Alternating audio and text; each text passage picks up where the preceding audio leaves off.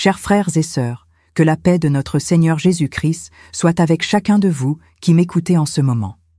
Je ne viens pas ici pour parler de moi, mais de ce que l'Esprit de Dieu a placé dans mon cœur comme avertissement et révélation pour ce temps. Ceci n'est pas une simple vidéo, ni un simple mot.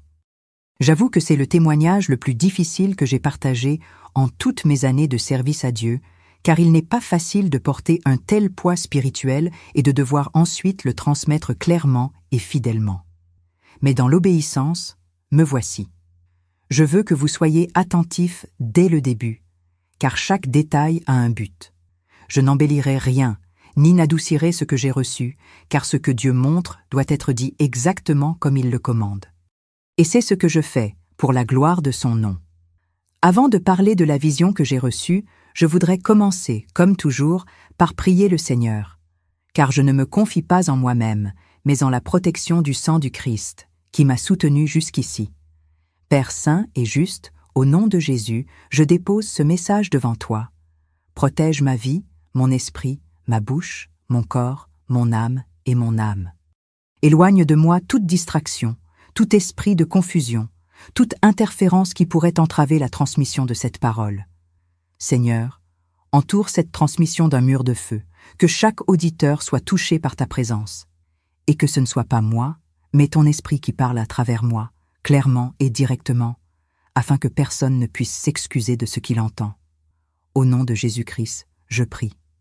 Amen. Je sais que nous vivons à une époque où beaucoup se moquent des choses spirituelles.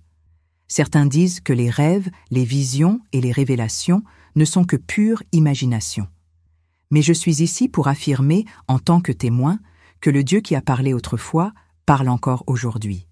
Le même esprit qui a inspiré les prophètes souffle encore sur les fils et les filles de Dieu en ces derniers jours. Et il a parlé, il a montré, il a averti. Beaucoup l'ignorent, d'autres le méprisent, mais certains écoutent. Et c'est à eux que je m'adresse maintenant. Préparez-vous, car la main de Dieu est déjà à l'œuvre sur terre. La question n'est pas de savoir si, mais quand. Et cette vision que j'ai reçue était là pour le confirmer. Il y a 3 jours, alors que j'étais avec une amie de longue date, un événement surnaturel s'est produit. Cette amie s'appelle Karen et je la connais depuis plus de 40 ans. Nous avons cheminé côte à côte dans la foi, malgré quelques différences. Elle était plutôt baptiste, je suis resté pentecôtiste, mais nous sommes tous deux restés fermement attachés à Jésus-Christ, Seigneur et Sauveur. Ce qui nous unit est infiniment plus grand que ce qui nous sépare. Tandis que nous parlions, quelque chose a pris le dessus sur l'atmosphère. Il n'y avait ni musique, ni prière collective, ni église pleine. Juste 2 amis assises à une table de cuisine. Et c'est là, dans un lieu des plus simples, que le Seigneur a décidé de me rendre visite. Soudain, j'ai senti un poids différent peser sur mon esprit. Une image s'est formée devant mon esprit. Ce n'était ni mon imagination, ni ma propre pensée. Je reconnais quand c'est le Saint-Esprit qui agit, car j'ai déjà vécu des expériences similaires. Alors, j'ai levé la main et demandé le silence. J'ai dit « Karen, ne dis rien, car le Seigneur me montre quelque chose en ce moment. » Nous sommes restés silencieux et j'ai commencé à voir. Et ce que j'ai vu m'a profondément bouleversé, car ce n'était pas juste une scène jolie ou poétique. C'était un avertissement, une révélation, quelque chose que je savais devoir partager. Et aujourd'hui, je le partage avec vous, même le cœur tremblant, car ce message ne m'appartient pas. Il appartient à Dieu.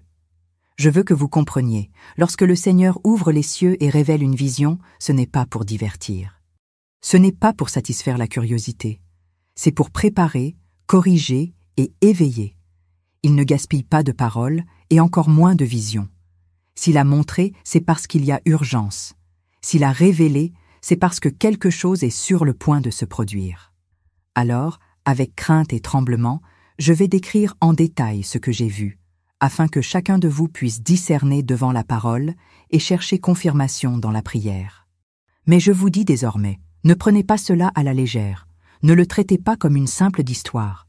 Ce que je vais raconter est une intervention directe du Très-Haut, et c'est avec révérence que je le raconte. Alors que la vision prenait forme, j'ai vu un vaste champ devant moi. Ce n'était pas n'importe quel champ, mais une terre jaune et fertile qui a immédiatement attiré mon attention. Jardinier de longue date, je reconnais un sol riche, prêt à engendrer la vie. J'ai regardé cette terre et me suis dit, ceci a été préparé par Dieu. Et bientôt, j'ai vu de petites plantes germer, émerger de la terre. Au début, elles étaient fragiles, comme des jeunes pousses, mais elles étaient vivantes. Et j'ai compris dans mon esprit que ces plantes n'étaient pas que de la végétation. Elles représentaient des vies humaines, des âmes devant Dieu. Chaque pousse était une personne. Chaque racine plantée dans la terre était un cœur placé dans la main du Créateur. La scène m'a rempli d'émerveillement, car j'ai compris qu'il ne s'agissait pas seulement d'un phénomène naturel, mais d'une parabole vivante. Au centre du champ, les plantes commencèrent à pousser. Elles y étaient plus nombreuses, comme si la plus grande concentration se trouvait à cet endroit. Elles s'élevaient de quelques centimètres, mais montraient en même temps des signes de faiblesse. Certaines penchaient, d'autres semblaient sèches à leurs extrémités, comme en manque de nutriments. J'observai et compris qu'il s'agissait de chrétiens encore spirituellement vivants, mais fatigués. Des gens qui avaient déjà parcouru un long chemin, mais épuisés par les épreuves de la vie. Ils restaient dans le champ, toujours intégrés à la plantation, mais n'avaient plus la même force qu'avant. Cette image me pesait lourdement, car je voyais beaucoup de frères et sœurs dans cet état aujourd'hui, dans la foi, mais découragés, sans vigueur, luttant pour ne pas tomber. Tandis que je fixais le centre, mon regard se porta vers le bord du champ. Et là, le paysage était complètement différent. Les plantes qui poussaient autour étaient plus grandes, plus fermes, plus vertes. Elles avaient une couleur vive, un éclat particulier. Elles semblaient 3 fois plus fortes que celles du centre. Leurs racines étaient plus profondes et leur posture droite, comme pour résister au vent. Elles étaient peu nombreuses comparées à celles du centre, mais elles se distinguaient par leur résilience. Et l'interprétation m'est venue à l'esprit. Elles représentent les croyants qui restent inébranlables même face aux plus grandes pressions. Ceux qui ne cèdent pas à la tentation, qui résistent à l'apostasie, qui continuent de lutter malgré leur lassitude. Elles sont le reste fidèle de Dieu. Mais tandis que je contemplais cette différence, quelque chose d'autre commença à se produire. Les plantes du centre ne mouraient pas, mais elles étaient clairement désavantagées. Elles ne recevaient pas assez de force du sol, elles semblaient instables, épanchées. Certaines se sont même partiellement effondrées, sans être déracinées. Elles sont restées vivantes, mais affaiblies. C'était comme si Dieu me montrait 2 catégories au sein de son peuple, ceux qui restent forts jusqu'au bout et ceux qui lui appartiennent encore, mais sont hésitants, lasses et sans vigueur. Le contraste entre les 2 groupes était saisissant et m'a fait comprendre comment l'Église d'aujourd'hui est divisée entre ceux qui demeurent dans la sainteté et ceux qui vivent au bord de l'épuisement spirituel. Soudain, la scène devint encore plus impressionnante. Je vis une main gigantesque descendre du ciel, une main masculine, forte, majestueuse, impossible à être humaine. Je sus immédiatement. C'était la main de Dieu. Elle s'étendit sur le champ et, doucement mais fermement, commença à cueillir les plantes les plus vigoureuses des bords. Une à une, il les cueillit et les emporta vers le ciel. Et j'observais, essoufflé, chaque mouvement de cette main sacrée. Il récolta avec précision, revint et récolta encore, répétant le geste 3 fois, jusqu'à ce que la plupart de ces plantes vigoureuses soient retirées du champ terrestre et transportées vers le ciel, ne laissant derrière elles que les plus faibles au centre. En voyant cela, une peur profonde m'a saisi le cœur. Impossible de ne pas ressentir le poids de ce qui m'était révélé. J'ai compris que Dieu montrait comment séparer, au temps fixé, ceux qui avaient déjà accompli leur mission sur cette terre. Ceux qui resteraient fermes jusqu'au bout seraient rassemblés avec honneur. Mais ceux qui hésitaient, bien que sauvés, resteraient plus longtemps. Certains, affaiblis et découragés, seraient retirés plus tôt, par grâce, afin de ne pas souffrir au-delà de leurs forces. La vision l'a clairement démontré. Nul n'échappe au regard souverain de Dieu. Il sait qui est prêt, qui a déjà achevé sa course et qui a encore du travail à accomplir. Et devant ce champ, il n'y avait aucune tromperie, seulement la vérité nue de la justice divine. Après que la main de Dieu eut cueilli les plantes les plus vigoureuses, Je restais silencieuse devant la vision. C'était comme si le temps s'était arrêté. Je savais que ce n'était pas seulement une scène jolie ou symbolique. C'était une révélation directe à l'Église. Mon cœur battait fort et mes mains tremblaient, car je comprenais que Dieu me révélait quelque chose du destin de ses enfants en ces derniers jours. Je ne pouvais ignorer ce que je voyais, car une gravité profonde me submergeait intérieurement. Ce chant n'était pas une simple récolte, c'était un portrait prophétique de la condition spirituelle de millions de chrétiens. Et la main de Dieu n'était pas là pour embellir la vision, mais pour révéler le jugement et la miséricorde qui vont de pair. Les plantes vigoureuses, cueillies en premier, représentaient les croyants qui avaient accompli leur mission. Ils avaient lutté jusqu'au bout, persévéré au milieu des tribulations, et étaient restés fidèles même lorsque tout le monde autour d'eux était las. Ce sont eux qui ont entretenu la flamme, qui n'ont pas compromis leur foi, qui ont dit « oui » à Dieu même au prix de larmes, du rejet ou de la persécution. Dieu les a honorés en les cueillant avant qu'ils ne soient écrasés par le poids de la tribulation à venir. Ils n'ont pas été cueillis par faiblesse, mais par fidélité. Ce sont des guerriers qui ont achevé la course, gardé la foi et été prêts à recevoir la couronne de justice que le Seigneur réserve à ceux qui l'aiment jusqu'au bout. Mais ce qui a le plus retenu mon attention, c'est que la main de Dieu a aussi touché quelques plantes faibles. Pas toutes, mais certaines qui étaient à la limite de leur endurance.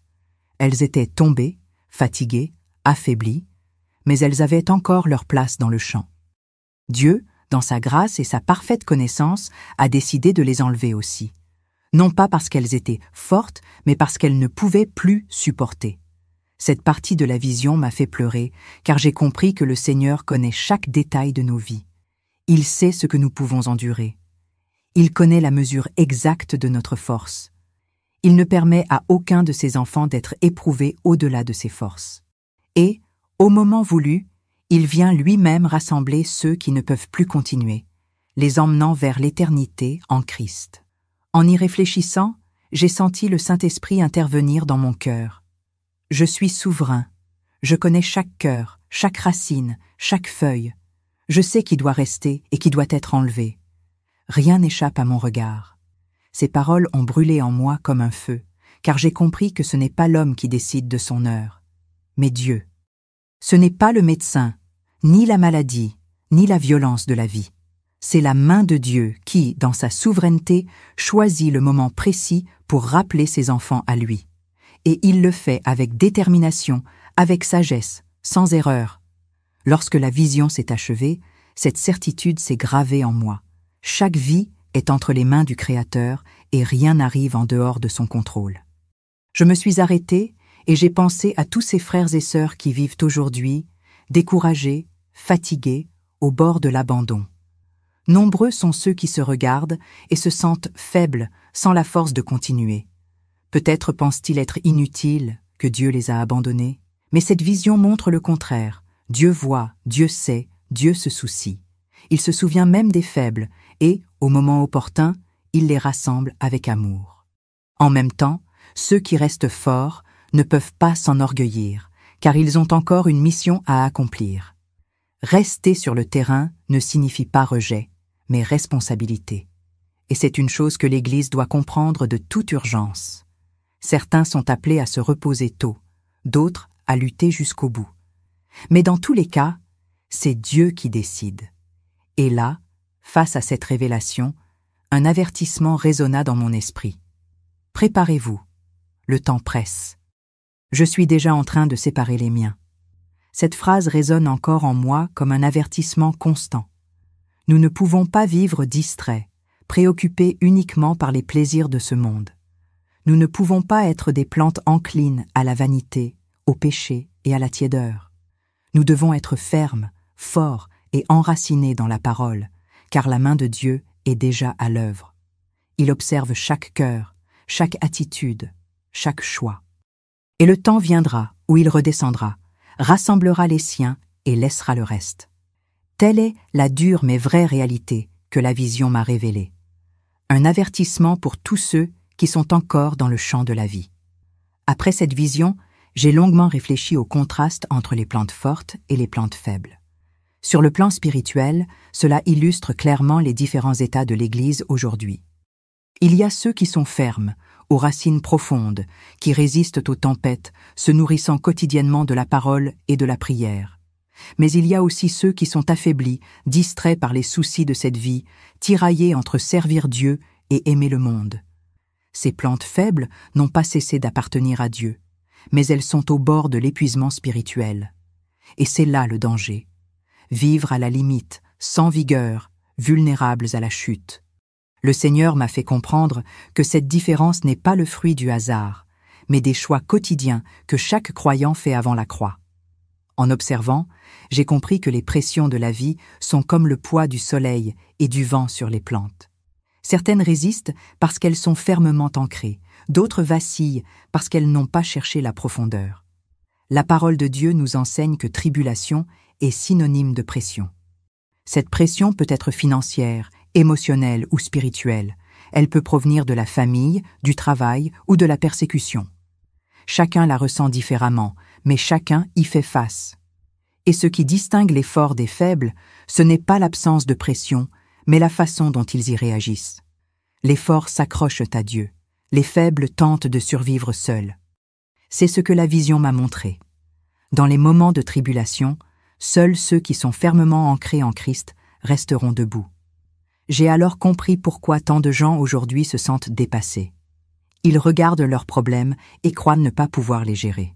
Ils se sentent seuls, incapables de porter le fardeau. Mais le Saint-Esprit m'a fait comprendre que ce sentiment est un avertissement. Dieu appelle son peuple à revenir à ses racines.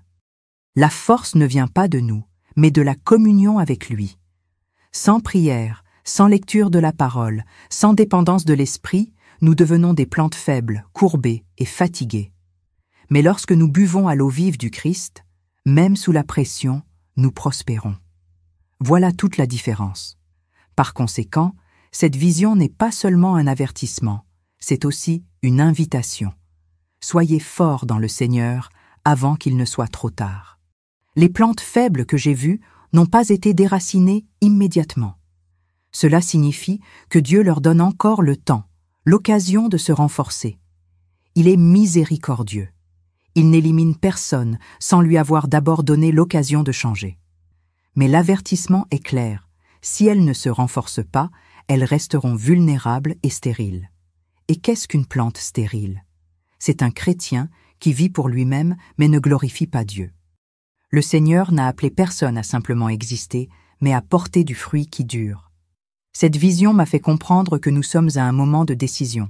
Soit nous devenons forts en Christ, soit nous risquons de dépérir sous la pression. Il n'y a pas de neutralité. Le champ est divisé, et chacun doit choisir sa position. Une autre chose qui m'a marqué a été de constater que les plantes vigoureuses, bien que moins nombreuses, se distinguaient par leur vitalité. Cela m'a rappelé les paroles de Jésus. Beaucoup sont appelés, mais peu sont élus. Tous ne persévéreront pas jusqu'au bout. Tous ne porteront pas la croix quotidiennement. La plupart préfèrent la facilité, une vie confortable, sans sacrifice.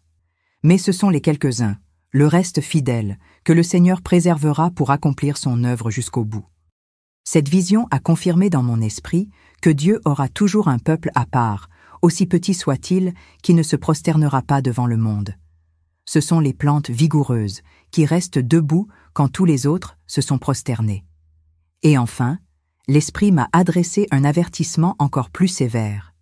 Il ne suffit pas d'être sur le terrain. Il faut être prêt. Beaucoup pensent que le simple fait d'être dans l'Église les met en sécurité. Mais la vision a montré que même sur le terrain, il y avait une différence entre ceux qui prospéraient et ceux qui dépérissaient. Être au milieu n'est pas une garantie de salut complet. Nous devons rester fermes, enracinés, nourris par la présence de Dieu. La main du Seigneur ne se trompe jamais. Elle moissonne ceux qui sont prêts et laisse ceux qui ont encore besoin de mûrir ou de se corriger. Et cela devrait nous réveiller. Nous ne pouvons pas nous fier uniquement aux traditions religieuses, aux années de service dans l'Église ou à l'apparence de piété. Ce qui compte vraiment, c'est de savoir si nous sommes fortifiés en Christ. Tel est le message central de cet avertissement. À la fin de la vision, j'ai été profondément bouleversé. J'ai senti un poids sacré peser sur moi, comme si l'Esprit lui-même me disait « Ne garde pas cela pour toi, partage-le avec mon peuple ». C'est alors que j'ai compris que cette parole ne s'adresse pas seulement à moi ni à Karen, mais à tous ceux qui servent le Christ ces jours-ci. Dieu nous avertit. Il observe son champ, ses plantes, et a déjà commencé à les séparer. Ce n'est pas une parole pour demain ou dans de nombreuses années, c'est pour aujourd'hui. Beaucoup vivent encore comme s'il y avait beaucoup de temps, comme si le Seigneur allait tarder. Mais le champ est déjà en mouvement, et la main de Dieu est déjà à l'œuvre. Ignorer cela, c'est vivre dans l'illusion. J'ai beaucoup réfléchi à la façon dont l'ennemi a trompé tant de chrétiens. Beaucoup croient pouvoir vivre un pied dans le monde et l'autre sur l'autel, servir Dieu partiellement, divisé, sans engagement. Mais la vision a clairement montré que le Seigneur connaît chaque cœur. Il sait qui est fidèle et qui vit pour l'apparence. Il sait qui recherche sa présence en secret et qui se contente de maintenir un masque public de religiosité. Les plantes faibles n'ont pas été ignorées par Dieu, mais elles étaient en danger précisément parce qu'elles manquaient de racines profondes. Et voici l'avertissement. À quoi bon avoir de belles feuilles si la racine n'est pas solidement ancrée dans le Christ? À quoi bon avoir l'apparence de la vie si, intérieurement, la foi se dessèche? En méditant sur ce sujet, je me suis souvenu des paroles de Jésus dans Jean 15. « Je suis le cep, vous êtes les sarments. Celui qui demeure en moi porte beaucoup de fruits, car sans moi, vous ne pouvez rien faire. » Cette vérité résonnait dans mon esprit, tandis que je regardais ces plants lutter pour survivre. Nombreux sont ceux aujourd'hui qui sont exactement comme ceux-là. Ils essaient de vivre la vie chrétienne par leur propre force, sans rester connectés au vrai CEP. Le résultat est la faiblesse, le découragement et le vide. La vision du champ illustre bien cela. Seuls ceux qui restent connectés au Christ persévèrent et portent du fruit. Les autres restent vulnérables, même dans le champ, car ils ne se nourrissent pas de la sève qui vient de Jésus. C'est à ce moment-là que j'ai compris quelque chose qui brûle encore en moi. Ce n'est pas le moment de se montrer superficiel, ce n'est pas le moment de prétendre être croyant. Nous vivons les derniers jours et Dieu purifie son Église. Il sépare ceux qui lui appartiennent véritablement de ceux qui se contentent de prétendre l'être. Il ne suffit pas de porter le nom de chrétien, il faut vivre comme tel. Il ne suffit pas d'en avoir le titre, il faut vivre avec le Saint-Esprit. Cette vision m'a montré que Dieu n'est pas impressionné par le nombre, les foules ou les églises pleines. Ce qu'il recherche, ce sont des vies soumises, des racines profondes et des cœurs brisés. Il recherche ceux qui tiennent bon malgré la pression. Je me suis aussi souvenu de la parabole du blé et de l'ivraie.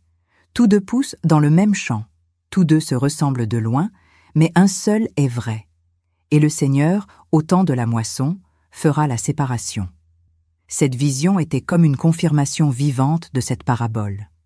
Parmi les récoltes, il y avait des plantes qui lui appartenaient, mais qui étaient faibles. D'autres étaient fortes et prêtes à être moissonnées.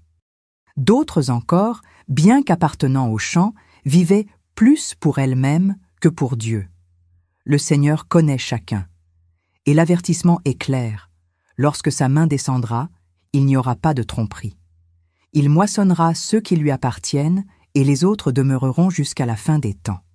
Finalement, j'ai compris que ce témoignage devait être partagé comme une trompette spirituelle.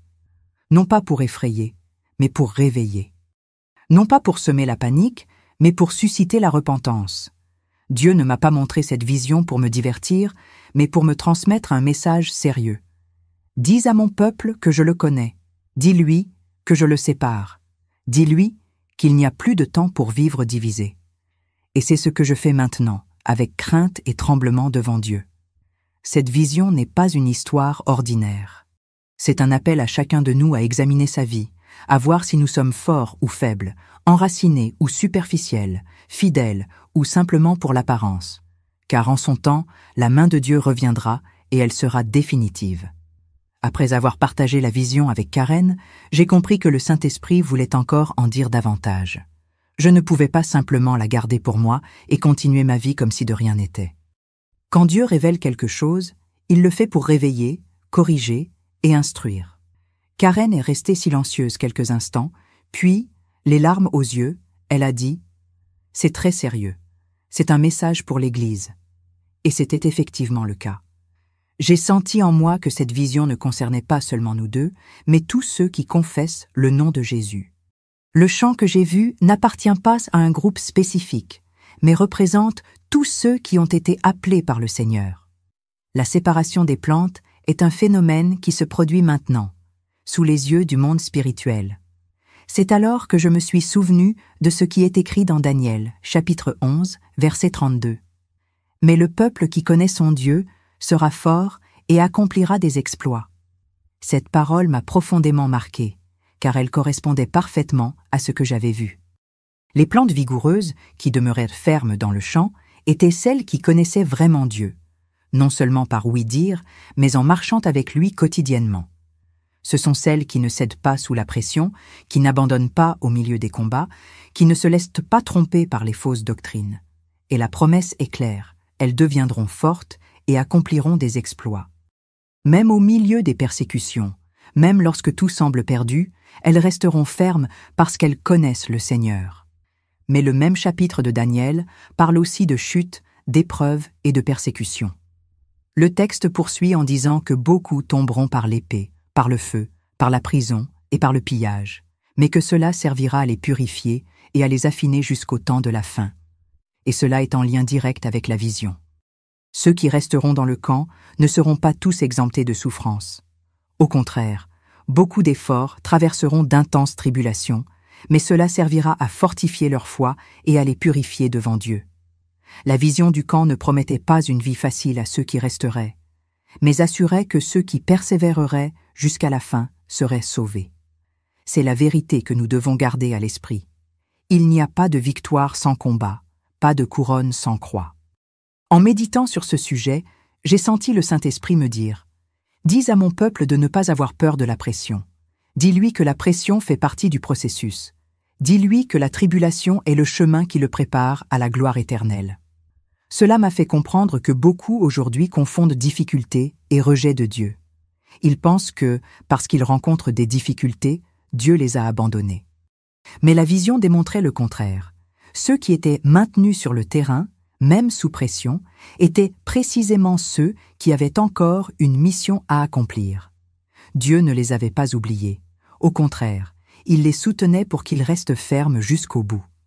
La pression n'était pas un signe de rejet, mais un but. Cette révélation a apporté une nouvelle compréhension de l'époque dans laquelle nous vivons. Nombreux sont ceux qui n'attendent que bénédiction, prospérité et réconfort, mais ils ne comprennent pas que nous vivons une époque de purification. Le Seigneur passe son peuple au crible. Il permet que des pressions surviennent, non pour détruire, mais pour séparer les fidèles des infidèles, les forts des faibles, les sincères des superficiels. Le champ est le même, mais l'état des plantes est différent. Et chacun doit décider comment il vivra, comme une plante qui s'épanouit sous la pression, ou comme une plante qui cède au découragement et devient fragile face au combat. C'est l'avertissement que nous ne pouvons ignorer. Et finalement, j'ai compris que cette vision était aussi un appel. Dieu appelle les siens à se relever, à consolider leurs racines, à ne pas se laisser ébranler par les difficultés. Le temps des faux-semblants est révolu. Le temps d'une foi superficielle est révolu. Il est temps de décider. Soit nous sommes forts dans le Seigneur, soit nous serons emportés par les pressions. La main de Dieu est déjà à l'œuvre, et ceux qui ne sont pas préparés seront surpris. Mais pour ceux qui restent fidèles, une promesse est faite. Ils seront gardés, fortifiés et utilisés par le Seigneur jusqu'à la fin. Tel est le message central de ce chapitre. Demeurez fermes, car seuls ceux qui persévéreront jusqu'à la fin seront sauvés. Après avoir médité sur Daniel, le Seigneur m'a conduit au livre du prophète Isaïe, chapitre 43, où il est écrit « Ne crains rien, car je t'ai racheté, je t'ai appelé par ton nom, tu es à moi. » Ces paroles sonnaient comme un baume au milieu de la lourdeur de la vision. Dieu ne nous avertit pas seulement pour nous effrayer, mais aussi pour nous rappeler que nous lui appartenons. Les plantes faibles n'ont pas été oubliées, les plantes fortes n'ont pas été ignorées. Toutes étaient sous le regard du Seigneur. Et voici la vérité que nous devons garder à l'esprit. Il connaît chacun par son nom. Il sait qui vous êtes, il sait ce que vous affrontez. Il sait jusqu'où vous pouvez endurer. Cette parole est à la fois réconfortante et mise en garde, car elle révèle l'intimité avec laquelle il nous observe. Dans la vision, j'ai réalisé que beaucoup de ceux qui se trouvaient au centre du champ se sentaient seuls, comme si Dieu ne les voyait pas. Mais Ésaïe 43 est clair. Quand tu traverseras les eaux, je serai avec toi, et quand tu traverseras les fleuves, ils ne te submergeront pas. Quand tu marcheras dans le feu, tu ne te brûleras pas, et la flamme ne te brûlera pas. Cette promesse ne signifie pas l'absence de tribulation, mais la présence de Dieu au cœur de celle-ci. Les eaux montent, les fleuves montent, le feu apparaît, mais le Seigneur est là, soutenant chaque plante, chaque vie. Il n'abandonne pas ses enfants. Même ceux qui sont faibles, épuisés et déchus, lui appartiennent toujours. Cela m'a fait comprendre que la protection de Dieu ne dépend pas de notre force, mais de la fidélité de son amour. Cette révélation a été pour moi un rappel à la réalité. En tant que chrétiens, nous pensons souvent être épargnés par toutes les épreuves. Mais la Bible ne l'a jamais promis. Jésus a dit « Dans le monde, vous aurez des tribulations, mais prenez courage, j'ai vaincu le monde. » Ce qui distingue les croyants forts des faibles, ce n'est pas l'absence de problèmes, mais la façon dont ils les affrontent. Une confiance inébranlable en Dieu, même lorsqu'ils ne comprennent pas. Les faibles désespèrent, mais sont néanmoins soutenus par la grâce. La vision a clairement montré que même ceux qui étaient tombés étaient restés en vie, car Dieu ne les avait pas abandonnés. Cela nous montre que la patience et la miséricorde du Seigneur sont plus grandes que nous ne pouvons l'imaginer. En y réfléchissant, le Saint-Esprit m'a donné une autre parole. Ne laisse pas l'inquiétude se transformer en peur. Combien d'entre nous vivent dans l'inquiétude, l'angoisse du lendemain? Mais il y a une différence entre être inquiet et être dominé par la peur. L'inquiétude nous pousse à planifier, à chercher une direction. La peur nous paralyse et nous empêche d'obéir à Dieu. Et de nombreux chrétiens aujourd'hui sont paralysés par la peur. Peur de la perte, peur de l'avenir, peur du changement. La vision du champ était aussi un avertissement contre cela. Les plantes restées fermes n'étaient pas à l'abri de la pression, mais elles sont restées debout parce qu'elles n'ont pas laissé la peur étouffer leur foi. Le Seigneur m'a rappelé des exemples bibliques. Abraham, qui quitta sa patrie sans savoir où il allait, Lot, appelé à quitter Sodome, Jonas, à qui il fut ordonné de quitter sa ville pour se rendre à Ninive. Tous ont été bouleversés par leur obéissance à la voix de Dieu. Aujourd'hui, nombreux sont ceux qui résistent au changement par peur. Mais la vision montre que, si Dieu commande, nous devons obéir. Il sait où il nous mène, même lorsque nous l'ignorons. Le champ lui appartient, la main qui moissonne lui appartient, et le temps de chacun aussi. Il ne tient qu'à nous d'obéir et de garder la foi. J'ai donc compris que le message central d'Isaïe 43 est le suivant. N'ayez pas peur. Dieu nous a déjà rachetés, appelés par notre nom et assurés de sa présence. Ce dont nous avons besoin, c'est d'y croire et de vivre selon cette vérité. Peu importe que vous vous sentiez fort ou faible, que vous soyez au centre ou en marge du champ, le Seigneur sait qui vous êtes. Il connaît votre douleur, vos difficultés, vos tribulations.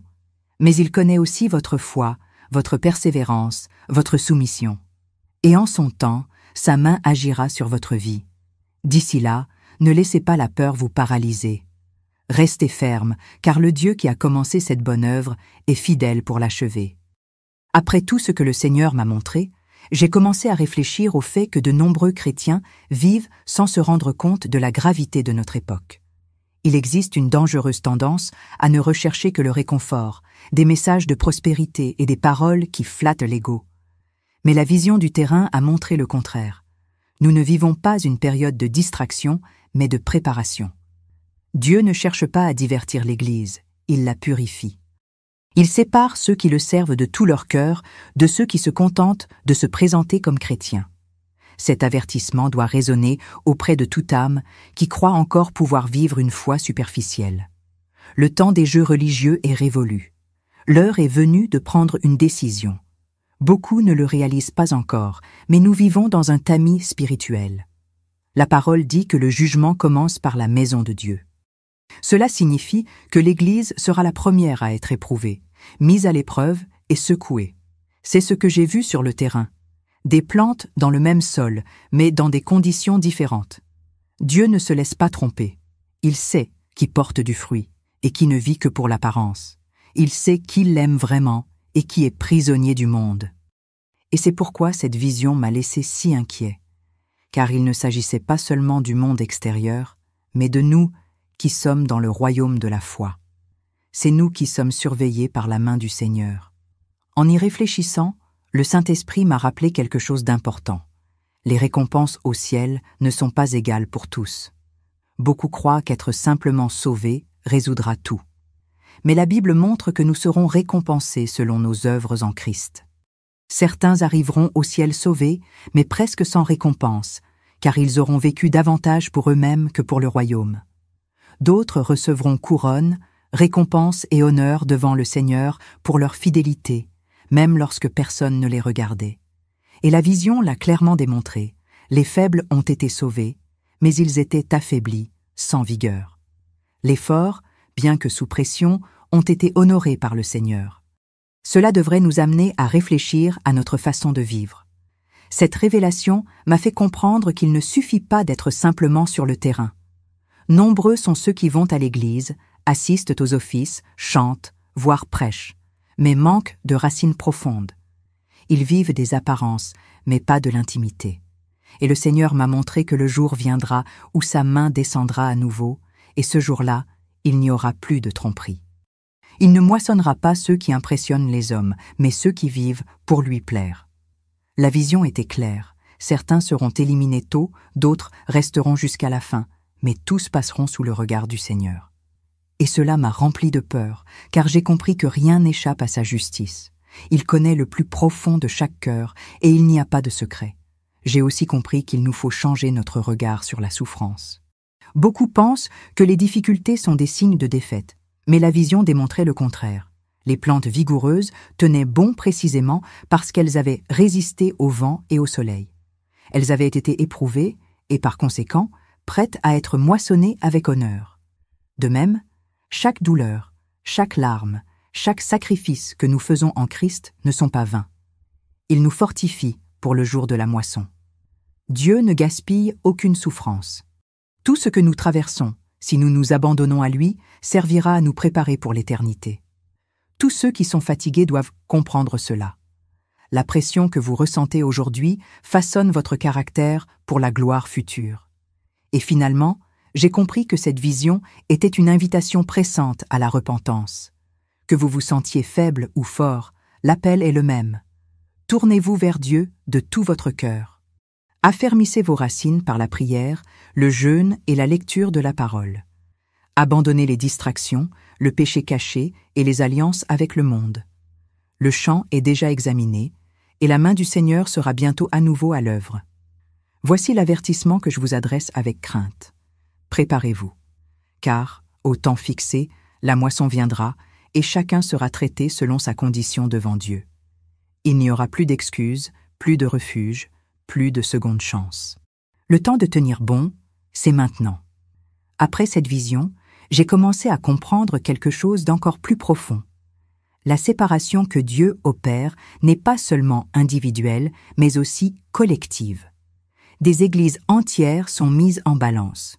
Certaines congrégations, de l'extérieur, semblent vivantes et pleines d'activité, mais intérieurement arides, sans la présence de l'Esprit. D'autres, petites et méprisées, sont comme des plantes vigoureuses au bord du champ, imprégnées de la gloire de Dieu, même si peu s'en rendent compte. Le Seigneur m'a montré qu'il ne regarde pas les chiffres, les temples luxueux ou la célébrité. Il regarde le cœur, la fidélité, l'obéissance. Cette révélation m'a fait trembler, car j'ai réalisé que de nombreux dirigeants et ministères sont mis à l'épreuve en ce moment même. En y réfléchissant, le Saint-Esprit m'a rappelé les lettres aux 7 églises de l'Apocalypse. Nous y voyons précisément cette réalité. Certaines églises sont louées pour leur persévérance, d'autres reçoivent de sévères avertissements pour leur froideur, et d'autres encore sont appelées à la repentance avant qu'il ne soit trop tard. La vision du terrain est directement liée à cette vérité. Le Seigneur marche parmi son peuple, examinant chaque église, chaque cœur, chaque œuvre. Il sait qui est fidèle et qui s'accroche simplement aux traditions et aux coutumes. Il sait qui a des racines et qui ne vit que par les apparences. Et le temps viendra où il séparera définitivement ceux qui lui appartiennent de ceux qui font semblant. Cela m'a fait comprendre que nous vivons une époque de changement spirituel. Dieu suscite un reste fidèle au milieu de la confusion religieuse. Nombreux seront ceux qui seront scandalisés de voir des églises fermées, des pasteurs tomber et des ministères s'effondrer. Mais ce ne sera pas le diable qui détruira, mais la main de Dieu qui passera au crible. Il purifie sa maison, enlevant ce qui n'est que façade et préservant la vérité. La vision du champ était claire. Les plantes vigoureuses résisteront jusqu'à la fin, même sous la pression. Mais les faibles, bien qu'appartenant au champ, risquent de ne pas porter de fruits et de perdre les récompenses éternelles. C'est l'avertissement qu'il faut donner, même si cela fait mal. Le Seigneur a également mis sur mon cœur l'importance de la vigilance. Beaucoup aujourd'hui sont distraits, trop occupés par le monde, oubliant que le temps presse. Jésus nous a avertis dans Matthieu 24. « Veillez, car vous ne savez pas à quelle heure votre Seigneur viendra. » La vision du champ était précisément cela.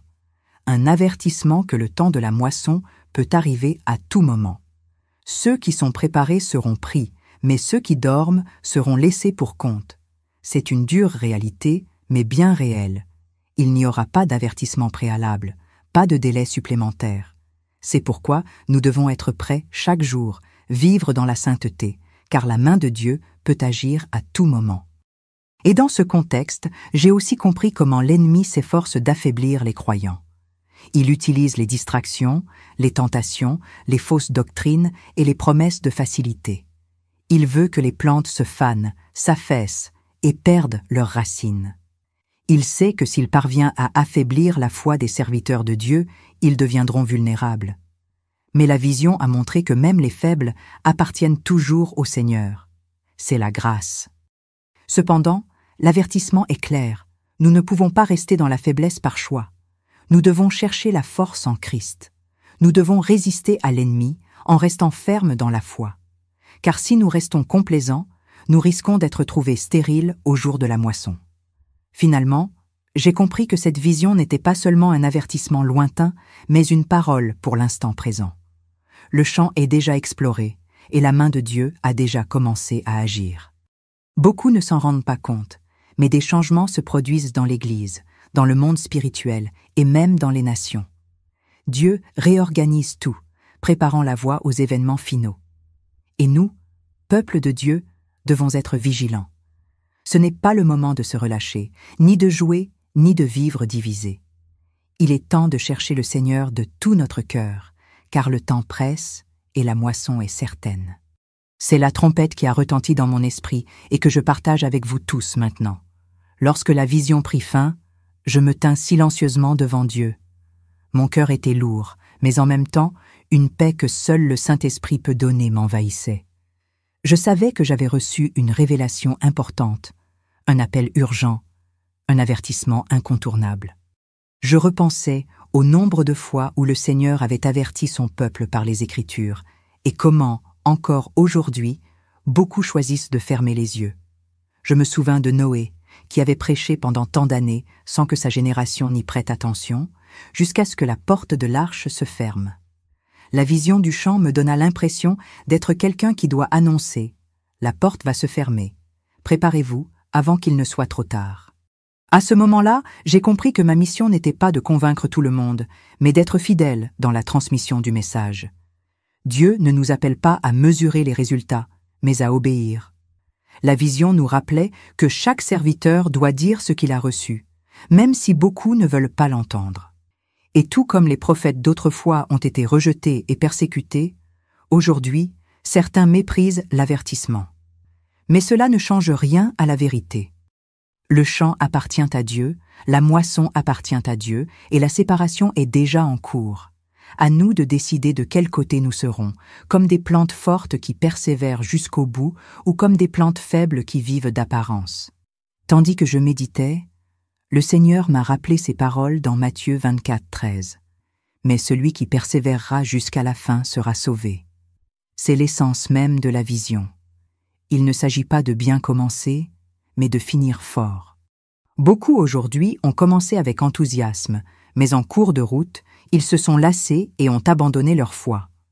D'autres restent fermes, mais ils doivent être vigilants pour ne pas tomber. L'avertissement est clair, il ne suffit pas d'être dans le champ. Il faut rester debout jusqu'à la fin. Le Seigneur honorera ceux qui persévèrent, ceux qui restent fidèles malgré la pression, ceux qui n'échangeront leur foi contre rien.